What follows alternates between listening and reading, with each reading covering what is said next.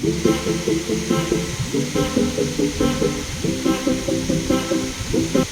இந்த வாரம் சண்டே நம்ம என்ன சமைச்சோன்னு பார்க்கலாம். இங்கே பாருங்கள், இப்போ மட்டன் கடைக்கு அதான் கறி கடைக்கு போயிருக்காங்க. அங்கே வந்து இது வெட்டவே இல்லைன்னு நிறையா ஒரு 7-8 கிடா வெட்டி வச்சுருப்பாங்க. இந்த மாதிரி புரட்டாசி வருது இல்லை, எல்லோரும் சாமி கும்பிடுவாங்க, அதனால் நான்வெஜ் சாப்பிட மாட்டாங்கல்ல, அதனால் வேலைக்கு போகிறவங்கலாம் முன்னாடியே இருந்துருவாங்க போல் சாப்பிடாம. அதனால் வெட்டவே இல்லை, கிடா வெட்டவே இல்லை. அப்புறம் கூட்டம் கொஞ்சம் சேர்ந்தோடனே தான் ஒரு கிடா வெட்டினாராம். அதுக்கு பிறகு தான் வாங்கிட்டு வர்றாங்க. இப்போ பாருங்கள், ஒரு சிக்கனும் மட்டனும் வாங்கிட்டு வந்திருக்காங்க.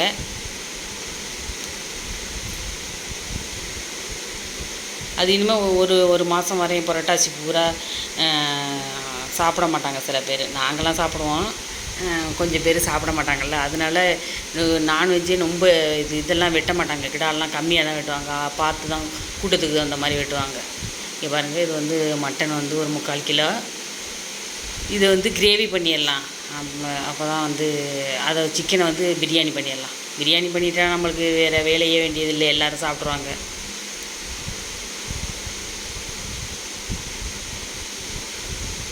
மட்டனை வந்து ரொம்ப சில பேர் அலச மாட்டாங்க, 2 அலசு தான் அலசணும்னு சொல்லுவாங்க எல்லோரும். நானும் 2 அலசு தான் அலசுறது, நல்ல தண்ணியில் அலசிடுவேன். அதனால் வந்து சிக்கனை மட்டும் மஞ்சத்தூள் போட்டு பிரட்டி அலசி வச்சுருவேன், ஊற வச்சுட்டு கொஞ்சம் நேரம் அலசிடுவேன். இது கம்மியாக தான் வாங்கினேன், நிறையா வாங்கினா மிச்சமாயிருது. அதனால் சிக்கன் பிரியாணி பண்ண போகிறேன். பாருங்கள், இப்போ எண்ணெயும் நெய்யும் ஊற்றிக்கிட்டேன். இப்போ ஊற்றிக்கிட்டு வெங்காயம், தக்காளி, பச்சை மிளகாய், 2 வெங்காயம் 2 தக்காளி, பச்சை மிளகாய் வந்து ஒரு 4 உடச்சி போட்டிருக்கேன். அது வந்து வதங்கினோன்னா காரமாக இருக்கணுன்ட்டு.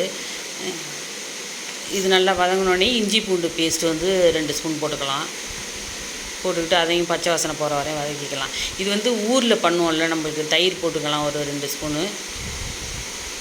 ஊரில் வந்து இந்த அடுப்பில் பண்ணுவோம்ல வெளியில், அது மாதிரி நான் இன்றைக்கி பண்ண போகிறேன். இதை நல்லா வதக்கிட்டு இப்போ இது சிக்கனை போட்டுக்கலாம். நான் பிரியாணி அரிசியெல்லாம் வாங்கலை, இப்போ நம்ம வீட்டில் வடிப்போம்ல ஆஃப் ஆயில், அதிலே பண்ண போகிறேன். பிரியாணி அரிசி வாங்கிட்டு வரல. இப்போ பிரியாணி பவுடர் இருக்குல்ல, அதில் வந்து அரை பாக்கெட்டு கொஞ்சம் கூட போட்டுக்கலாம். போட்டுக்கிட்டு புதினா கொத்தமல்லி போட்டுக்கிட்டு நல்லா வதக்கி தண்ணி ஊற்றி வேக விட்டுற வேண்டியதான். தேவையான உப்பு போட்டு நல்லா வேக வச்சுட்டோன்னு வச்சுங்களேன். இது வந்து வேறு மாதிரி ஒரு டேஸ்ட் இருக்கும். எப்படின்னா ஃபுல்லாக இந்த தக்காளி வெங்காயத்தோட எசன்ஸு, இஞ்சி பூண்டு, இந்த சிக்கனு எல்லாமே இந்த ரைஸில் நல்லா இறங்கியிருக்கும். அதனால் வந்து அது ரொம்ப டேஸ்ட்டாக இருக்கும். இப்போ நம்ம வந்து இந்த மட்டனை வந்து கிரேவி மாதிரி பண்ணிடலாம். இப்போ இதுக்கு வந்து மல்லி ஒரு 1.5 ஸ்பூனு, பொட்டுக்கடலை ஒரு 2 ஸ்பூனு, ஒரு காரத்துக்கு தகுந்த மாதிரி மிளகாய், 1 ஸ்பூனு சீரகம், 1 ஸ்பூனு மிளகு, ஒரு 1.5 ஸ்பூனு சோம்பு போட்டுக்கிட்டு, கசகசா ஒரு 1/2 ஸ்பூன் போட்டுக்கிட்டு, முந்திரி ஒரு 10-12 முந்திரி போட்டிருக்கேன். எல்லாத்தையும் நல்லா வறுத்துட்டு, எண்ணெயெல்லாம் ஊற்ற வேணாம், சும்மா வறுத்துடலாம். வறுத்துட்டு பவுட்ரு பண்ணிக்கலாம். ஆறினோடனே 2 கொத்து கருவேப்பிலை கூட போட்டுக்கலாம். போட்டுக்கிட்டு வறுத்துட்டு ஆறினோடனே பவுட்ரு பண்ணி அதை வச்சுக்கலாம். தேங்காய் இருந்தால், நம்ம இளந்தேங்காய் இருந்தால் அரைச்சி ஊற்றினாலும் நல்லாயிருக்கும். நான் என்கிட்ட தேங்காய் இல்லை, அதனால நான் ஊற்றலை.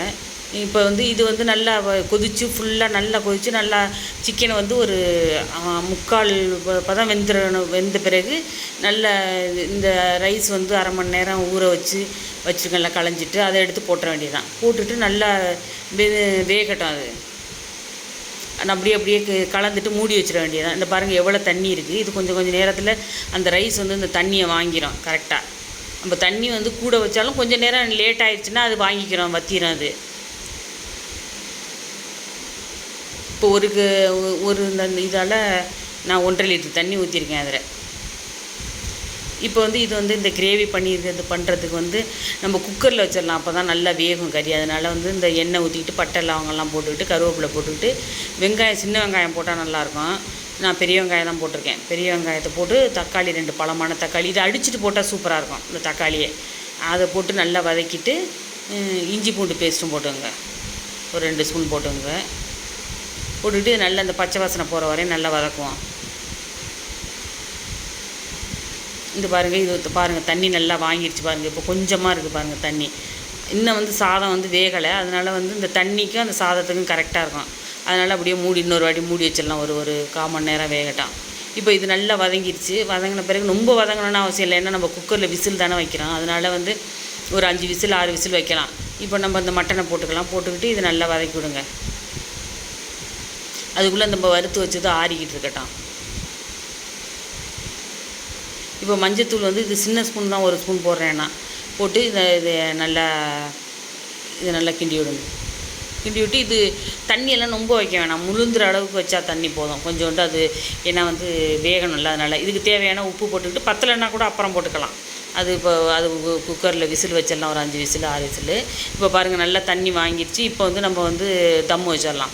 கீழே தோசை தவா வச்சு ஒரு பேப்பர் வச்சு மேலே வெயிட் வச்சிடலாம், ஒரு கிண்ணத்தில் தண்ணி வச்சிடலாம்.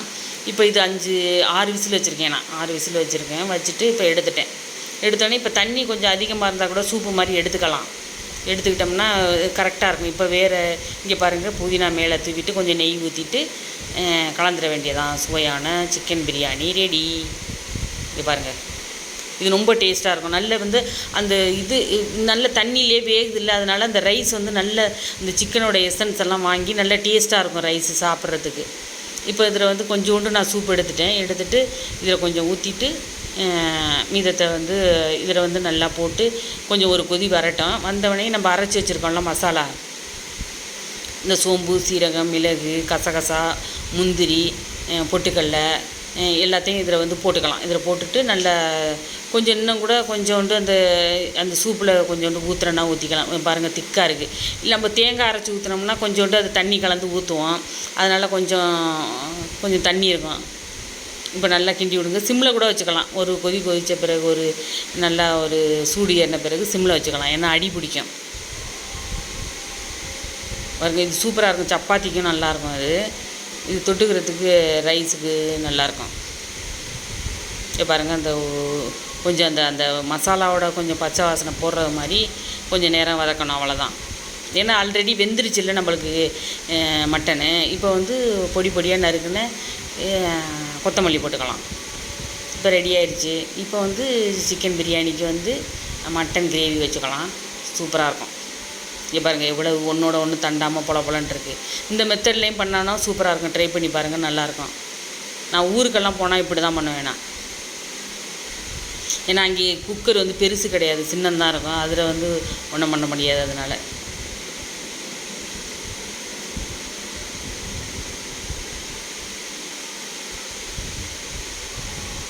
இன்றைக்கி எல்லாத்துக்கும் நான் அந்த கிண்ணம் எடுத்துகிட்டு வந்துட்டேன், தனித்தனியாக ஒரே தட்டில் வைக்கிறதுக்கு இது பண்ணிடுங்க. பாருங்கள்